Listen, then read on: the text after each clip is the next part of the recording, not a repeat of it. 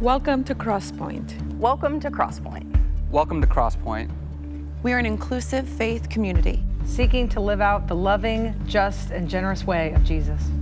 We are participants in a long tradition that's less concerned with doctrines and dogma that demand total agreement, but a life to be lived, enjoyed, and given away to others. What unites us is a growing awareness that life is precious. That we are made by love in order to love. This community is comprised of and affirms the entire human family. Regardless of race, age, creed, physical abilities, marital or economic status, gender identity, or sexual orientation.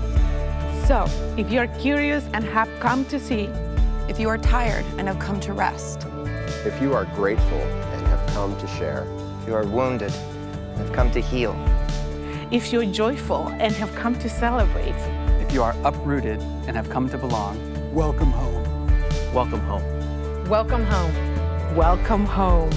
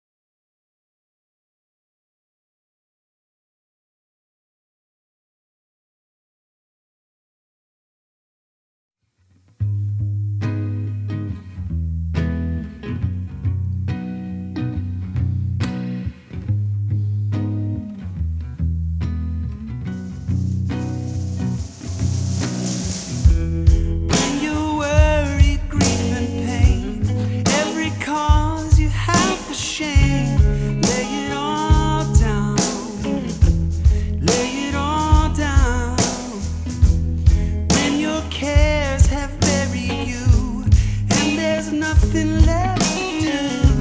Lay it all down.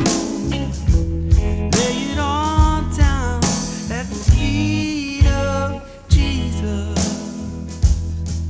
At the feet of Jesus. Carried on, but your heart was tired. Feared the worst and felt the fire. Lay it all down. Lay it all down. Filled with all those anxious thoughts, and all your doubts became your God. Lay it all down. Lay it all down at the feet of Jesus. At the feet of Jesus. Lay it all down, lay it all down, lay it all down, lay it all down. Lay it all down, lay it all down, lay it all down, lay it all down. Lay it all down, lay it all down, lay it all down, lay it all down at the feet of Jesus. At the feet of Jesus. When we've given up on better days, there are memories we can't erase. Lay it all down. Lay it all down. We've come to feel what we can't explain. There's nothing here to ease the pain. Lay it all down. Lay it all down at the feet of Jesus. At the feet of Jesus. Lay it all down, lay it all down, lay it all down, lay it all down. Lay it all down, lay it all down, lay it all down, lay it all down. Lay it all down, lay it all down, lay it all down, lay it all down at the feet of Jesus. At the feet of Jesus. At the feet of Jesus. At the feet of Jesus.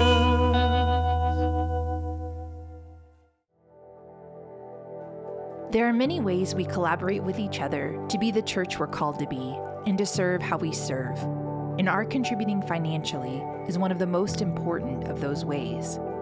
If you want to help fund and sustain what we get to do together, go to crosspoint.org/contribute to see the many simple ways that you can do so. You can even text CrosspointNC to 77977 to receive a link to get started now. Thank you for your partnership in the work we do together.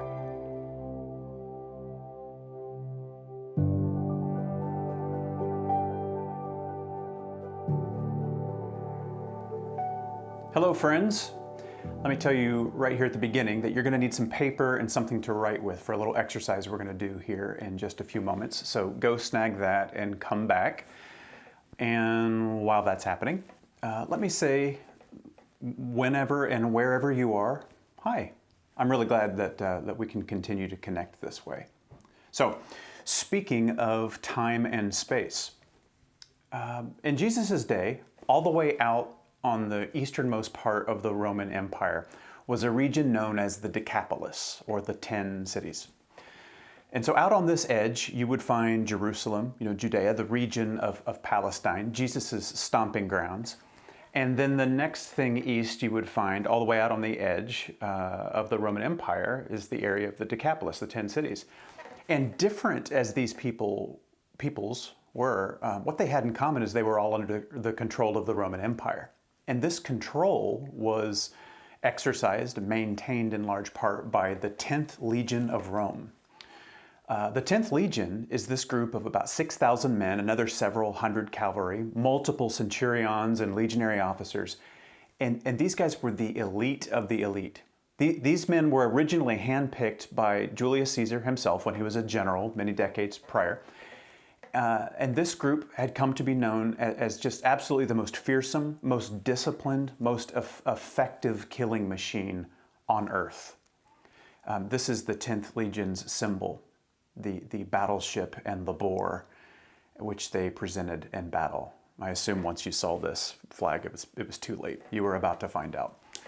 So as we know, Rome used power and coercion and severity to maintain control. When they lost control, they regained it through violence oftentimes. And of course they would declare peace, but through violence. And in this particular neck of the woods, it was the 10th Legion that did this, that carried all this out to maintain control. Now, I give you this brief bit of historical context because I think it will make today's story from Luke chapter 8 a little bit richer. So in Luke chapter 8, it reads, starting in verse 26, they, Jesus and the disciples, sailed to the country of the Gerasenes, which is opposite the Sea of Galilee. And when he stepped out onto the land, a man from the city met him who was possessed with demons, plural. And he had not put on clothing for a long time and was not living in a house. He lived among the tombs. And seeing Jesus, he cried out and fell down before him and said with a loud voice, "What business do you have with me, Jesus, Son of the Most High God? I beg you, don't torment me." Because Jesus had already commanded the unclean spirit to come out of the man, for it had seized him many times, and he was bound with chains and shackles and kept under guard, and yet he would break the restraints and be driven by the demon out into the desert or to the wilderness. And Jesus asked him, "What is your name?" And he answered, "Legion," because many demons had entered him. And they were begging him not to command them to go away into the abyss. Now, there was a herd of many pigs feeding there on the mountain, on the hillside, and the demons begged him to permit them to enter the pigs. And so Jesus gives them permission. And the demons came out of the man and entered the pigs, and the herd of pigs rushed down the steep bank into the lake and was drowned. Now, when the herdsmen saw what had happened, they ran away and reported everything in the city and in the country. And the people came out to see what had happened. And they came to Jesus and found the man from whom the demons had gone out, sitting down at the feet of Jesus, clothed and in his right mind. And they became frightened. Those who had seen everything reported to them how the man who had been demon-possessed had been made well. And all the people of the territory of the Gerasenes and the surrounding region asked Jesus to leave them because they were overwhelmed with great fear. So Jesus got into the boat and returned back across the sea. But the man from whom the demons had gone out was begging Jesus that he might accompany him. But Jesus sent him away, saying, "No, go home. Return to your home. Describe what great things God has done for you." So he went away, proclaiming throughout the city what great things Jesus had done for him. So let's make a few observations. 1, wow. 2, pigs are actually fantastic swimmers. So how did they drown so easily? And then maybe 2A. Can you drown a demon? Do they have lungs? 3, Luke says this happens in the Gerasenes. Matthew and Mark says it happens in the Gadarenes. But then some ancient manuscripts of Matthew say it was in Gergesa. I'm not going to keep numbering all my observations. Let me say this. All of these different towns that it's, there is a discrepancy, but they're all in this easternmost part of the Roman Empire, the Decapolis, the 10 cities. So you can actually get to all of them by crossing the Sea of Galilee. And yes, pigs are actually great little swimmers.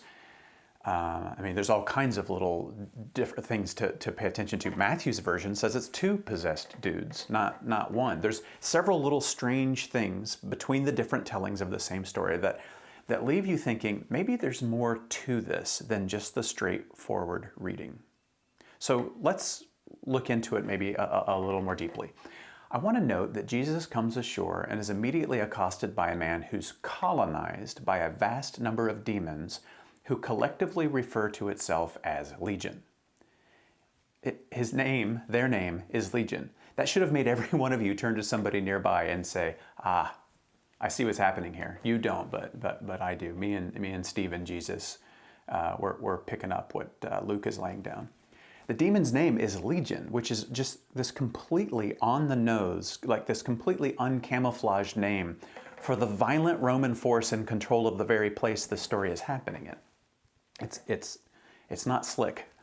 Imagine calling your friend from work to complain about your boss, Kyle, and Kyle's right there listening, and you tell your friend, you know, I have a migraine named Kyle, for it is awful and I hate it. That would not be very slick, but the point would be made. Just as important as the name, though, is what Legion's presence is doing to real human beings. This colonized man harms himself and others. He's been abandoned to the tombs. His life is misery, and yet it seems like everybody else has just kind of come to accept it. You know, that's just how it is. We tried for a while, but he broke the chains, and you know, as long as he stays out of our neighborhood, it's fine. I mean, what can you do?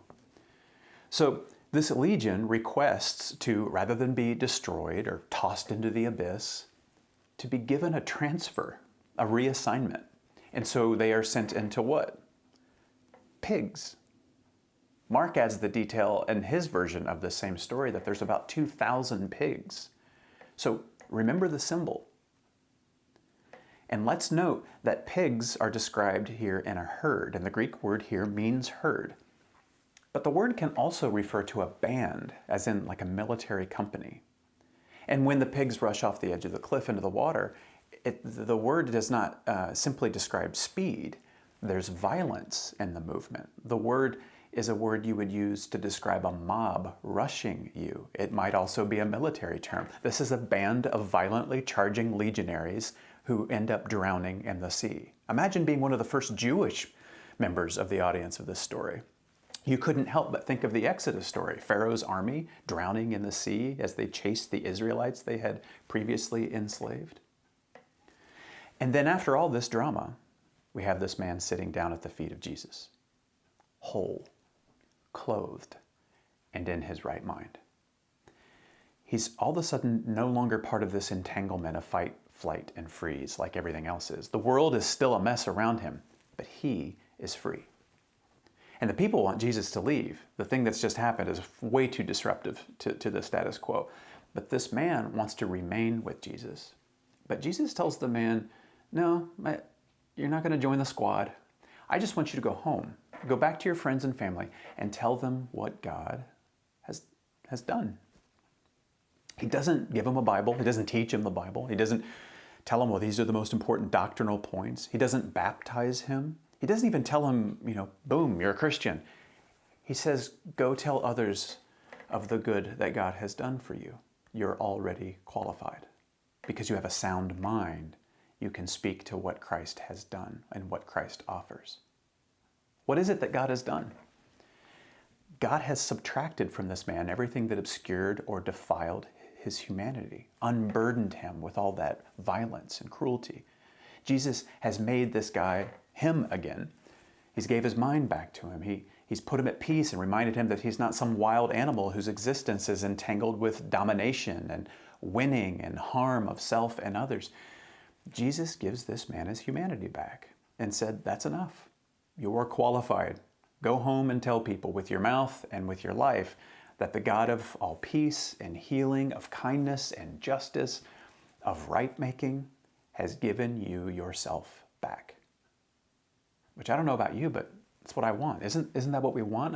I want to be the human being I was made to be. No matter what the world around me is doing, I want to be engaged in the real world, but I no longer want to be at its mercy. I want to be the best, fullest version of myself. So I think as we look at this story, there's at least three main ways to interpret it.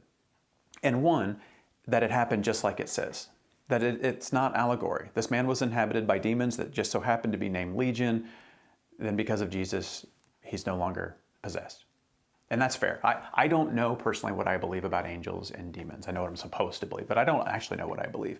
But maybe it's a real story about real demons and Jesus really did cast them out and that's it. That's perfectly fine. A second interpretation is that this story is the story of untreated mental illness. and that when we read demon, we are reading ancient pre-scientific people's misunderstanding or perhaps stigmatization of mental illness. And I tend to think that most of the time when ancient people thought they were seeing a demon or an unclean spirit, they were seeing a psychological condition for which they didn't have a diagnosis or treatment for. And frankly, the scriptures support this idea in many ways. I mean, John 10 is one of my favorite examples. Jesus is talking and the people listening form a conclusion. And John 10 verse 19, it says, there was again a division among the Jews in the audience because of Jesus' words. And many of them said, he has a demon and is insane. Why are we listening to him? So even back then, it could be both. It could be thought of as both. And I also think it's interesting that even now, we might tell each other, I have some demons.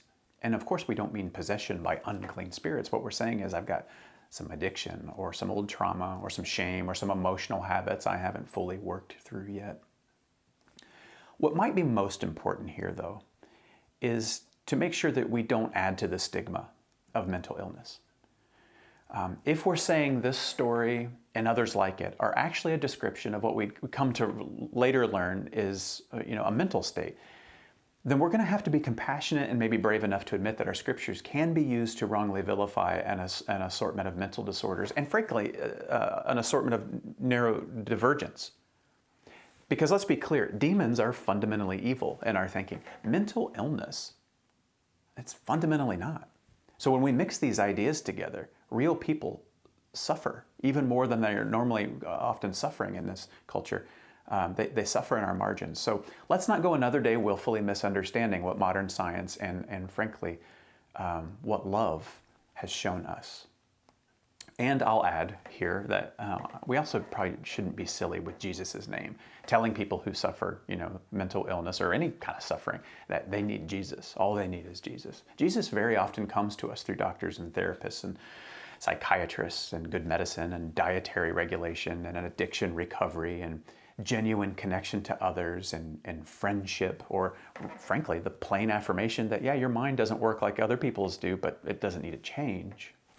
So if somebody needs Jesus, make sure you know all the ways Jesus shows up in real life before, prescribing him. A third interpretation of the story is represented in the commentary I've already given. That this story is intended to be politically and socially subversive. It's a story that punches up really hard at those in power and who with that power crush people, especially out on the edges, who matter to God just as much as those in the center do. So there are probably other ways to interpret, but these three, or maybe a combination of these three, to my mind, these are the main tracks that people choose. Literal demons that Jesus kills, madness that Jesus heals, or a parable about warmongering colonizers pushed out by the gentle and restorative way of the kingdom of God. So let me here say this. What if the point is that we can't be sure which one of those it is? What if the major significance of this story is that we're left not knowing for sure if Jesus was confronting demons, broken minds, or a national security issue, a parable about national security run amok? What if the fact that we can't tell which it is supposed to make us say, oh, yikes?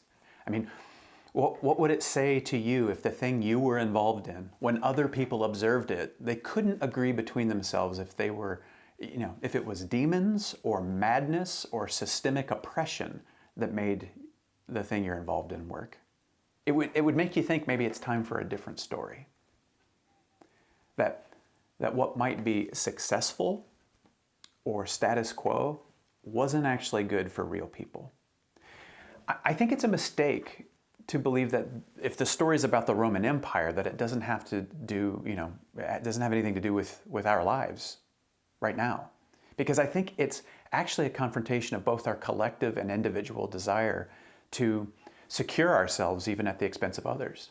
We do that when we're not in our right minds. When we lose touch with ourselves, we begin to protect ourselves from being vulnerable with forcefulness, with our words and our actions, hurting others in order to avoid being hurt. We We dominate others so that we are not dominated. We strive to be right at all costs in order to avoid being found wrong.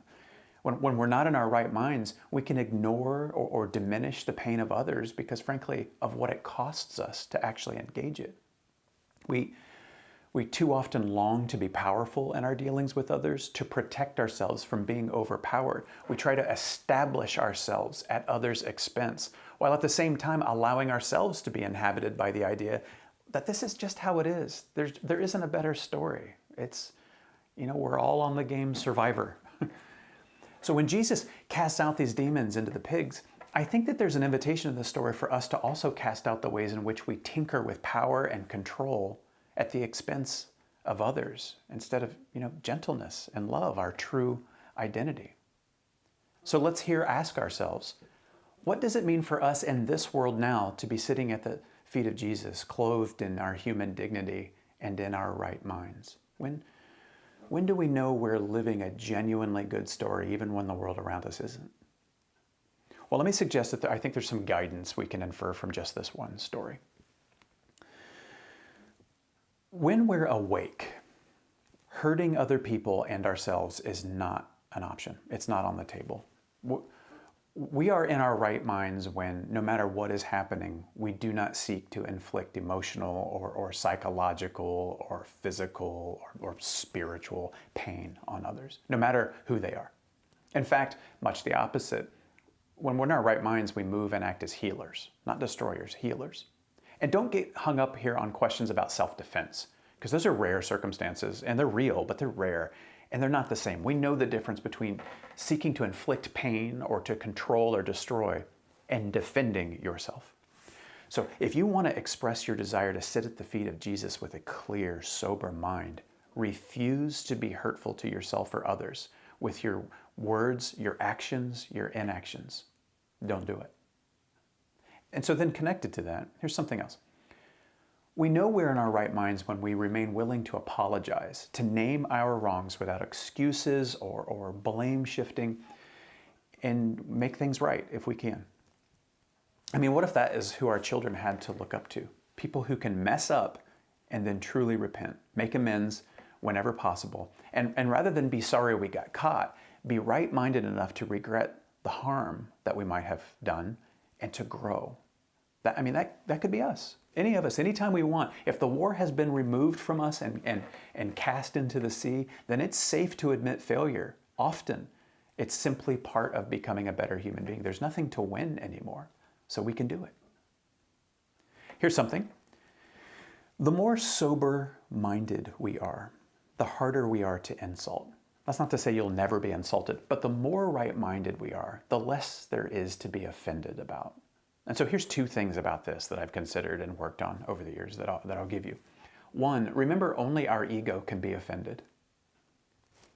Egos aren't bad, but they're the part of us that wants to go to war more than seek to understand. Only the ego can be offended. And sometimes just this awareness in real time changes a reaction into really helpful action, or maybe nothing at all. And so the second part of that is remembering that being offended, it's a choice. It really is. If somebody steps on your toe, it hurts. Hey, watch it, buddy. But then when you realize the person is maybe sight impaired and they genuinely had no ill intent, well, your toes still hurt. It's the same pain, but it's no longer an offense. You're no longer insulted by it. So same stimulus, different choice. You're moving the information into a different spot in your head. Here's one more. In this world, remain teachable and humble, aware of how ignorant human beings inevitably are. This man is seated at Jesus' feet when he's free. That's the posture of a student in this setting. So part of being in his right mind is being in the posture of a learner. So genuine listening, it does yourself and the world a real good. That's a sign of the Spirit of Christ is near. If we can't learn, and we think that being right-minded means we already possess all the truth and correctness there are, I'm in my right mind because now I hold the truth. Now, we are neither seated at Jesus' feet or awake. We must remain students. So as we close, I want to tell you about this guy, Saint Seraphim of Sarov. He was born in the mid-1700s in Kursk, Russia. And after some miraculous events in his childhood, he joined a monastery in Sarov at age 19. And in his 30s, he was a spiritual director at this monastery. And he was renowned for his gentleness, for his love, for his strong devotion to the Spirit of Christ, and for great wisdom. He was said to be both somehow humble and authoritative.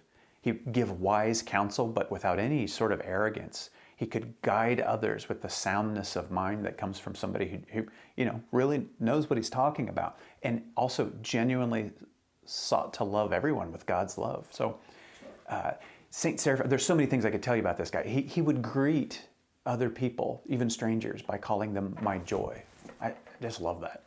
He was beaten by thieves once. It left him crippled for the rest of his life, but he showed up in court and begged for them to be shown mercy during their trial.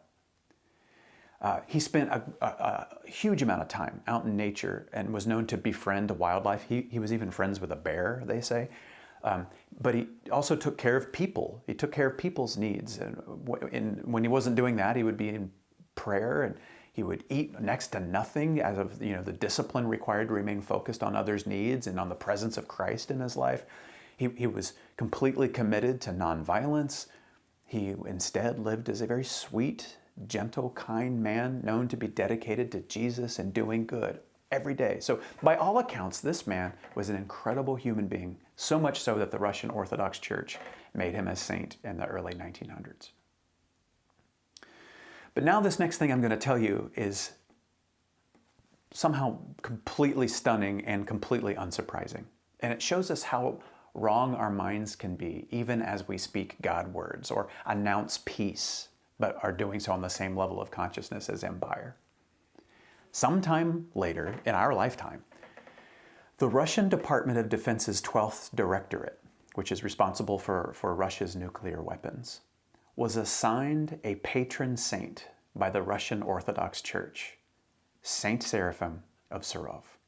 This man, who pled mercy for his assailants, who called perfect strangers his joy, whose right-mindedness helped him see Christ in all people and in nature, was made the patron saint of a nation's nuclear arsenal by church leaders. It sort of begs some questions. Is this demonic? Or is this madness? Or is this just what national security requires? It sure isn't Jesus. I don't think anybody would argue it was Jesus. And listen, it's easy to pick on Russian leadership at the moment. I mean, it might even be in vogue. And to the church's credit, I read, have apparently in the last few years decided to stop blessing and anointing missiles with holy water. So that's good. That's an improvement. But let's not pretend like they are the only ones capable of something like this. Lots of people, lots of nations, whether it's nations' weapons or policies or laws or attitudes, or even the words and decisions and actions of our own individual lives and families, if we're not seated at Christ's feet, I'm not talking about being a Christian, I'm talking about being present to the dignity of our own humanity, having slowed ourselves in order to be in our right minds, in touch with God's goodness, well, we can still be very much caught in bad stories that do real harm to people on the edges of our lives. We can all fall for it, but we can also all wake up from it, staying in touch with our kindness and our beauty and our God-given humanity, and learning to live decently in an indecent world. So, those papers and pencils, let's get those out. Because I'd like to, as an act of sober-minded solidarity with Saint Seraphim, I want to go through a quote of his as a meditation. I'm going to give the whole quote a couple words at a time. And what I'd like for you to do is write those words, consider them, and then I'll give you the next few words, and then you add those words and consider those. And I'll try to pace it so that you have time to do this. And we'll go through until you have written out the whole paragraph. This is just a simple exercise you can really do with anything to meditate on a thought in the name of returning to our right minds. So let's begin. One must by every means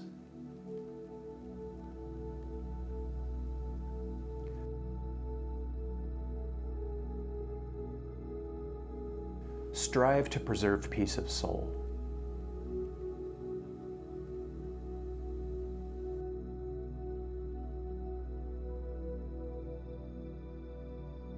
and not be disturbed by offenses from others.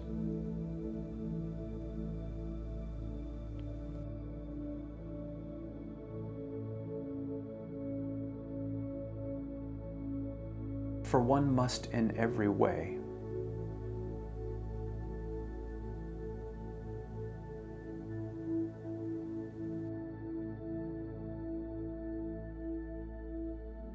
strive to restrain anger.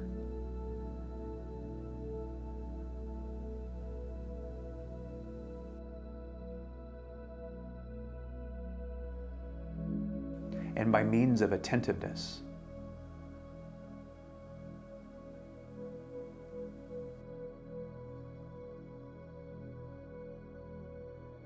to keep the mind and heart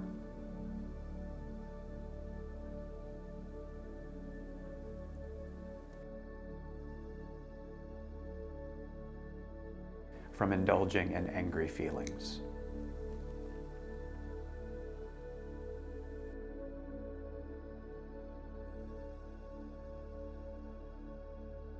And therefore we must bear offenses.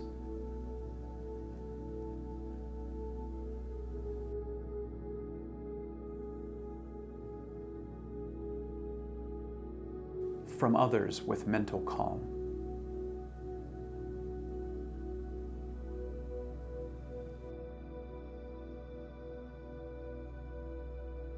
And adjust ourselves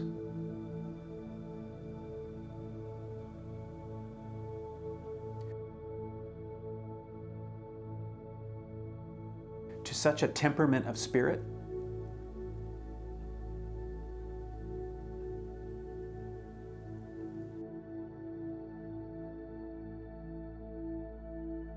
that these offenses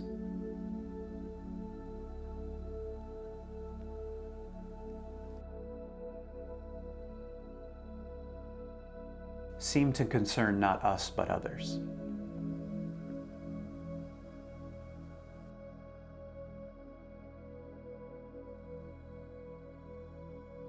Such a practice can give quietness to the human heart.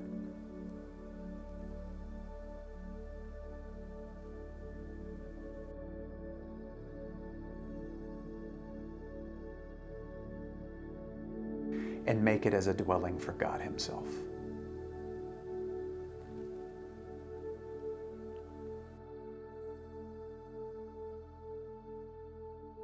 Now, I'm going to reread this quote. You can read what you've written at the same time. And I want you to pay special attention to the words or ideas that seem to be calling for more of your attention. They're standing out to you. And then let's spend the rest of today allowing our quieted, sober minds to understand why that might be. One must by every means strive to preserve peace of soul and not be disturbed by offenses from others. For one must in every way strive to restrain anger, and by means of attentiveness, to keep the mind and heart from indulging in angry feelings. And therefore, we must bear offenses from others with mental calm, and adjust ourselves to such a temperament of spirit that these offenses seem to concern not us, but others. Such a practice can give quietness to the human heart and make it as a dwelling for God Himself. My dear friends, may we never be a dwelling for that which harms, diminishes, conquers, isolates, must win at all costs. May we instead be free, right-minded, loving, and kind. Our hearts are a dwelling for Christ Himself. Amen.